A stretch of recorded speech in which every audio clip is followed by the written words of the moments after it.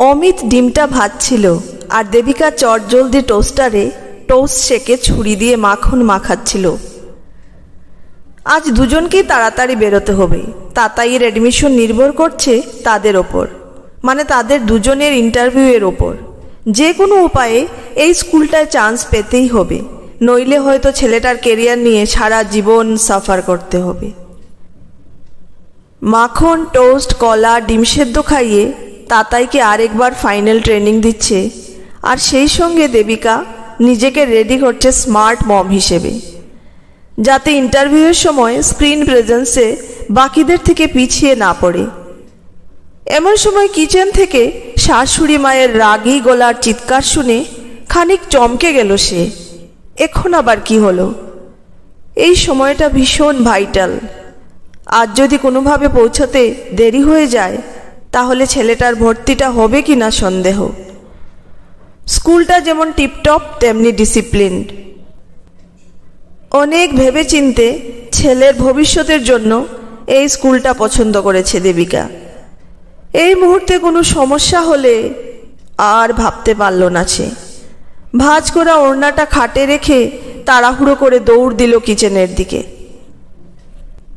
দেবিকাকে আসতে দেখে বিরক্ত মুখে তিথিদেবী বললেন, একমাত্র ছেলেকে দিগ্গজ করতে চাইছো, ভালো কথা, তা বলে আমার ছেলেটাকে সকাল হতে না হতেই রান্নাঘরে ঢোকাবে? শুধু তাই নয়, সে তো দেখছি নিজের সঙ্গে তোমার খাবারও বাড়ছে। এটা কি ঠিক? আমি বলে কিনা ছেলেকে কোনোদিন এক গ্লাস জল পর্যন্ত গড়িয়ে খেতে দিতাম না। রান্নাঘরে ঢোকা তো দূরের কথা, আর তুমি কিনা আমার অনুপস্থিতির সুযোগে ছেলেটাকে বেমালুম খাটিয়ে মারছ। অফিসের কাজ, কিচেনে ঢুকে রান্না বান্না, এ তো কিছু খোকা পারে? মা, আপনি তো কয়েকদিনের জন্য এসেছেন। খান, থাকুন, আরাম করুন, টিভি দেখুন, মোবাইল ঘাটুন, পারলে 2-4 পা কমপ্লেক্সে হেঁটে আসুন, নাতির সঙ্গে খেলুন, গল্প করুন। কিন্তু আমরা দুজন কিভাবে ভাগ করে অফিস সামলে বাড়ির কাজ করব সেটা আমাদেরই ভাবতে দিন। আজ তাতাইয়ের প্রথম বড় স্কুলে ইন্টারভিউ, প্লিজ অকারণে চেঁচামেচি করে ঝামেলা বাড়াবেন না। তোমার তো এখন আমার কথাগুলো ঝামেলা বলেই মনে হবে বৌমা।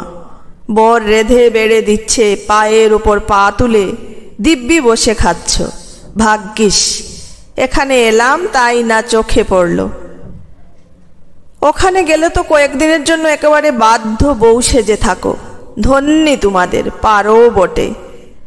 তেমন হলে আমায় বলতে, আমি না হয় খানিক রান্না বান্নাগুলো সামলে দিতুম। বলছেন মা? ভেতরে ভেতরে অগ্নিস্ফুলিঙ্গ মগজে লাভার উদ্গীরণ টের পাচ্ছে দেবিকা, কিন্তু মুখে একটা স্মিত হাসি ধরে রাখল। তাহলে বরং আজকের দুপুরের রান্নাটা আপনি করে রাখবেন মা। ইন্টারভিউ দিয়ে আমাদের ফিরতে দেরি হবে, এসে অন্তত গরম গরম ভাত আর মাছের ঝোলটুকু পাতে পড়বে, সঙ্গে আপনার হাতের আলু পেঁয়াজ ভর্তা পুরো জমে যাবে মা। ওপাঙ্গে দেবিকার দিকে তাকালো অমিত। কেমন নির্বিকার মুখে রান্না বান্নার কথা বলে যাচ্ছে। বয়স হয়েছে মার, এত কিছু কি পারে? দেবিকা তো অনুভূতিহীন নয়, বরং মায়ের প্রতি ভীষণ সহানুভূতিশীল। অসুখ হলে সময় করে ওষুধ দেওয়া, পথ্য করা, প্রয়োজনে সবই করেছে। আজ হঠাৎ এমন করছে কেন? অমিত কিছু একটা বলতে যাওয়ার আগে তিথিদেবী ঝংকার দিয়ে উঠলেন, এই বয়সে দুদিনের জন্য ছেলের বাড়ি বেড়াতে এসে আমায় খুন্তি নাড়তে হবে? খুব ভালো বিয়ে করেছ তো খোকা। বিয়েটা তো আমিও করেছি, তাই না মা? যাই হোক, দেখেছেন তো নিজেকে হাত পোড়াতে হলে, খুন্তি নাড়তে হলে ঠিক কতখানি কষ্ট হয়। চিন্তা করবেন না, আমরা ফেরার পথে খাবার কিনে আনবো, আপনি শুধু দরজাটা বন্ধ করে থাকবেন। আর কি, এইসব কমপ্লেক্সে বাঙালির পাড়া প্রতিবেশী কালচার নেই। কেউ চট করে কারুর ঘরে উঁকি দিতে আসে না সমালোচনার ঝুলি খুলে বসতে। মানে কি বলতে চাইছো তুমি? আমি পাড়া বেড়াই, সমালোচনা করি? তুমি কিন্তু এবার আমায় অপমান করলে বৌমা। অমিত বাবা, তুই কি কিছুই বলবি না? তোর সামনে দাঁড়িয়ে বৌমা আমাকে এভাবে। কি অপমান? ছেলে রান্নাঘরে গিয়ে খুটখাট করলে আপনার খারাপ লাগে, অথচ বৌমা অফিস থেকে ফিরে ফ্রেশ হয়ে সামান্য রেস্ট না নিয়ে ডিনার বানাতে কিচেনে ঢুকলে কিচ্ছুটি মনে হয় না, একটু সাহায্য করার কথা ভাবতেও পারেন না। এখন আর সেই দিন নেই মা।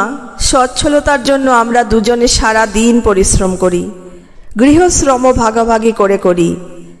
দেবিকা হঠাৎ অসুস্থ হয়ে পড়লে আমি যে বিপদে পড়ব মা। কোনো মহিলাই সুপার ওমেন নয়, তাদের কষ্ট হয়, যন্ত্রণা হয়। ওটা সিরিয়ালে দেখায় টিআরপি বাড়ানোর জন্য। দেরি হয়ে যাচ্ছে, আমরা বেরোই, দরজাটা দিয়ে দাও। বাড়িতে তাতাইকে বসিয়ে স্টিয়ারিং ধরল দেবিকা, স্টার্ট করলো। সামান্য ব্যাক গিয়ার দিয়ে ধোঁয়া ছেড়ে বেরিয়ে গেল অমিতের সাধের ইনোভা। বন্ধ ঘরে সোফায় বসে তিথি দেবী ভাবছিলেন, অমিত তো ভুল কিছু বলেনি। বাড়ি থেকে এত দূরে এসে দেবিকা যদি হঠাৎ করে অসুস্থ হয়ে পড়ে, রান্না বান্না থেকে শুরু করে তাতাই সব দায়িত্ব তার ছেলের ঘাড়েই পড়বে। কি হবে তখন? কায়িক শ্রমের প্রয়োজনে নিজেকে নিংড়ে দিতে দিতে আজ তিনি প্রায় অক্ষম। আত্মীয় স্বজনের সামনে সুপার ওমেন সাজার মোহজাল এড়িয়ে যদি অমিতের বাবা ও তিনি কাজগুলো খানিক ভাগাভাগি করে নিতেন, তাহলে হয়তো আজও তিনি সবল সুস্থ থাকতেন। প্রয়োজনে যদি মেয়েরা হাতে স্টিয়ারিং তুলে নিতে পারে, তবে ছেলেরা কেন খুন্তি নাড়তে পারবে না?